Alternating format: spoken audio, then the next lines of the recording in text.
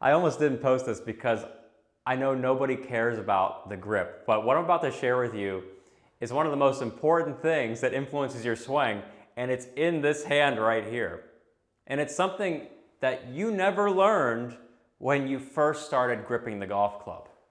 We all learn how to grip the club, basic hold, and then we just move on with our lives. But there's this piece in your trail hand that dominates the entire swing. Yet nobody cares, and it's always overlooked. And that's why I'm sharing it with you today. I'm Tom Saguto. I've helped millions of golfers all over the world through a simple, powerful, body-friendly approach to the golf swing. And we're looking at the role of the trail hand and how it's going to automate your backswing. Your head's probably filled with thousands of thoughts and tips on how to get the proper takeaway, how to get enough wrist hinge, how to get in the correct top backswing position. Oh my goodness, is this wrist flat? Is the wrist cupped? Is it bowed? I could keep going down a list of tons of thoughts, but none of that matters if you just go back to this hand. When we grip the golf club, the positioning of this hand tells us the direction the club is going to go. That's the piece that was never taught to us. If I take my hand at address, right now I've got it facing the target. I'm just going to swing my hand back without thinking and watch the direction it takes. You see how my hand's traveling straight or back, just gently up and in. Now watch this. I'm going to change the position of my hand, and you can see a very different path. Now my hand's pointing way off to the right. I'm going to swing it back. Now that hand's traveling way in to out. For those of you who have a hook push problem, right there, swinging too much in to out is one of the big reasons why you fight that. For those of you who hit a lot behind the ball or hit a lot of thin shots, very shallow into the ball, sweep it too much, pick it, you could be swinging too much in to out. Now let's look at the other side. This hand, when it points to my left, I'm going to swing it back, normal. You see the hand travels a little bit more out and across on the way down. Those of you who struggle with a ton of slicing and pulling, you could have your hand in that type of position.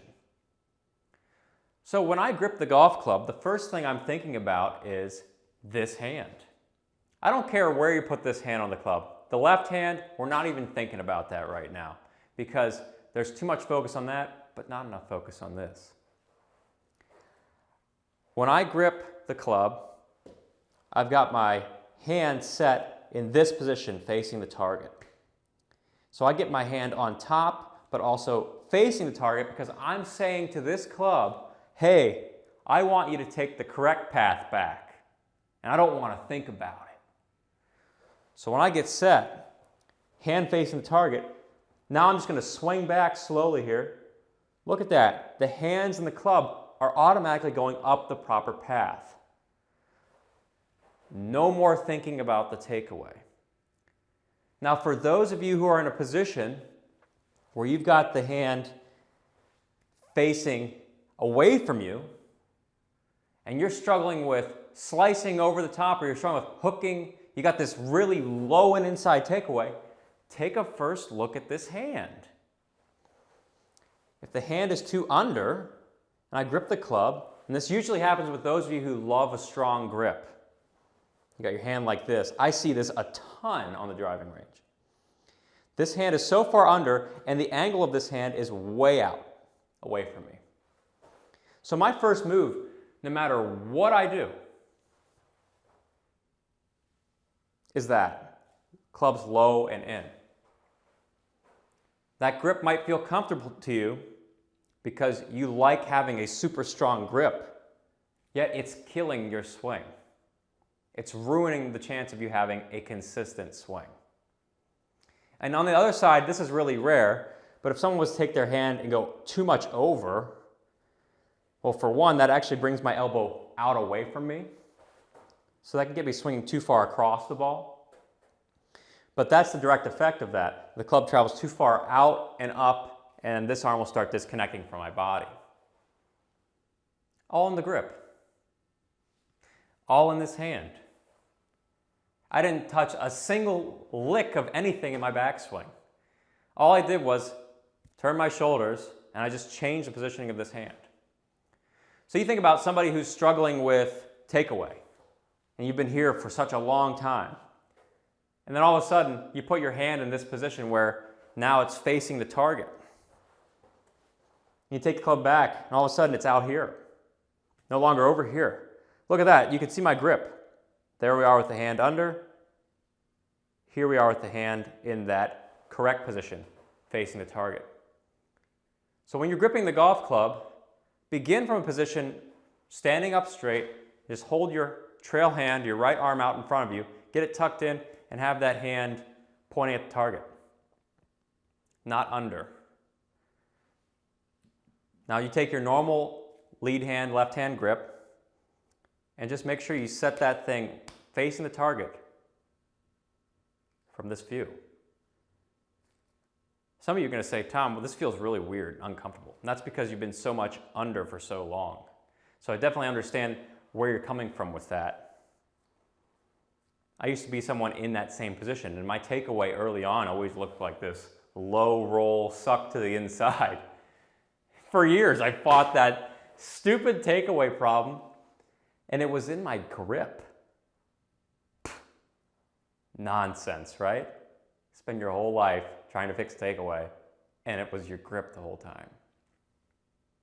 But this will never get talked about because it's too important. This is like a gold mine under the ocean. You have to dive deep and find this little piece, puts it all together. So that hand's facing the target.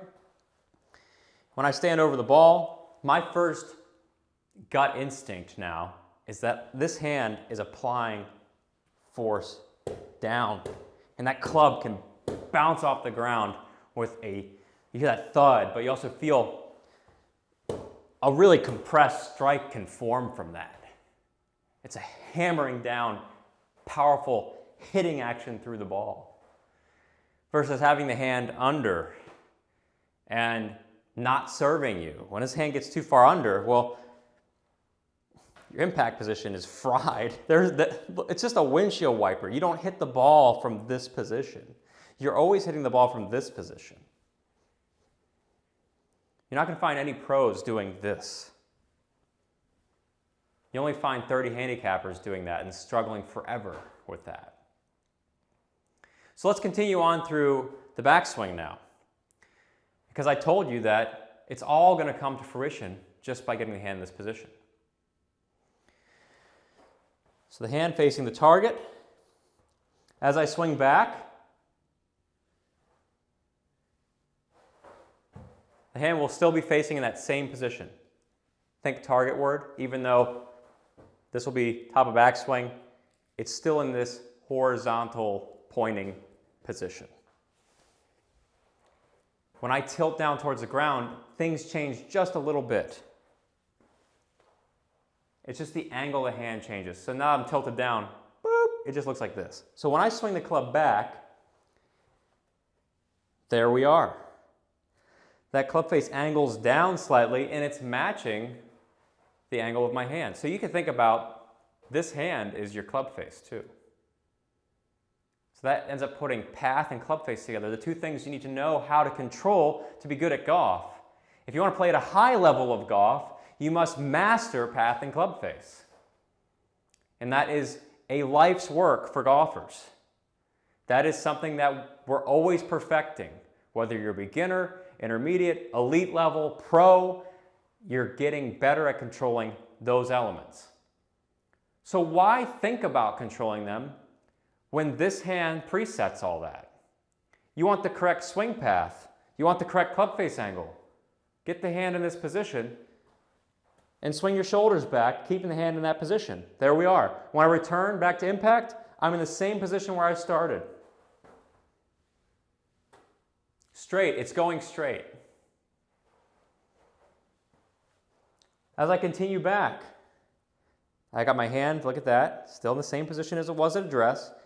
Keep moving. Now this arm starts to load, starts to bend, and that's good. We don't want to just force that arm straight out. We have to create power. So you start seeing this arm bend, but when I get to the top, this wrist and hand, because I've started from this position, you're going to see that this wrist also is slightly bent or cupped. And this hand points a little bit more skyward. The person who is in this under position will struggle to get into that fully loaded backswing position because, for one, the path is too far low and in. Usually they're going to raise their arms up and disconnect from their body. If they're not, they're going around their body too much and they're swinging a lot out to the right. But you're going to see it's really difficult for you to get that club face and path in the correct position, having it two under. Instead, just keep it targetward all the way back. Keep moving it with the hand feeling in that same position. And that's going to get this arm and wrist in a loaded position where you don't have to worry about the path or club face. So your ball is going to start straight, but you're going to launch it far. This brings me to a note on Rory McIlroy. And he's someone who has a little bit of a stronger lead hand. Yet when you look at his trail hand, his right hand, it's over. So this brings into question that age-old saying of you've got to get your thumbs parallel to each other. We get our grip, you got this V here formed, and you also have a parallel V. Now that is a good thing if you have yourself in this neutral looking grip where this hand's on top. But that's not a good thing if you have a very strong grip, because why? Well, if my grip's very strong, that V points outside my right shoulder. But now, you see these V's are parallel. And by the book, by the traditional book, that's good. But it's not. Because this hand is in this swipe position.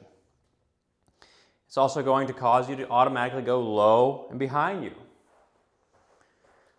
So you'll have to, if you like this position of your hand in that strong position, just change to get the hand, the trail hand over. So now, at least you can get the club going back on the proper path. That's me not changing a thing in my swing. It's all just the position at address with that hand. So 2 under, 2 in. Facing the target, club travels back on the proper path. You can alter your entire world, your entire golf swing based on that hand. And you need to spend more time sitting down going through this slowly, because this is not a quick fix thing. This is not a shiny object on YouTube where we're going to do this next magic thing that's going to make you a tour player tomorrow. No, this is something that will make you a great golfer over the long haul. That's what my channel is all about. That's what SagutoGolf has always been about. This is not quick fix stuff. This is about you being great, playing great golf for the rest of your life. That can only happen when we make incremental changes like this and continue to practice them. I feel like I'm holding gold even though it's just my hand. So what I want you to do is go out there, start working on this. The first session you go through, follow this process. You're not going to hit a ball until I say. So, start from without a club, hand in this position, facing the target. Bend down towards the ground. You'll see that it is facing the target. Now just swing your shoulder back. I want you to observe the positioning of this hand. You should see as the hand crosses through after impact that the hand is pointing at the target. Remember, that's your club face. Now, let's do a little experiment. Turn your hand to face away from you. Swing the shoulder. Observe how the path is now more in to out. Observe what your hand is doing through impact. Look at where that club face angle is going to be. If it's pointed too far out to the right, well, the ball is just going to fly way off to the right. Now experiment the other way. Take the hand, point it to your left. Swing the shoulder. Observe the swing path. First step is knowing what's going on before even doing any type of change. So being aware of how this is going to affect your swing. You could even do this with a club in one hand. Hand pointing at the target. Hand pointed too under. Hand pointed too much to my left. Simple changes, I'm swinging the shoulder. Now, grip the club, that you have awareness with this. We're not hitting a ball yet. We can't hit balls until we do this right the first time. We have to do it right without a ball first. So when I get set, hand pointing at the target. You'll get your lead hand, your left hand grip first, but then you point your hand at the target. You're going to swing back.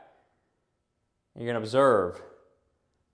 You see the club head in line with the hands, the club face angled down. That's a great first checkpoint. If you find that you're too low, well, your hand is getting in this under position again. You could start fine, but if you roll the hand then gets under. So watch what happens if I rotate my hands. Well, then I'm right here with my grip again. That's not going to work for you. That's just like having a strong grip all over again. So you're going to learn the things you need to do to get the club on the proper backswing path. So hand facing target feeling. You got to have that hand is now pointing at the ball halfway back, or at the takeaway here. Then just continue with that same feeling all the way. You get to the top. Is that hand pointed up towards the sky? Is this wrist loaded up?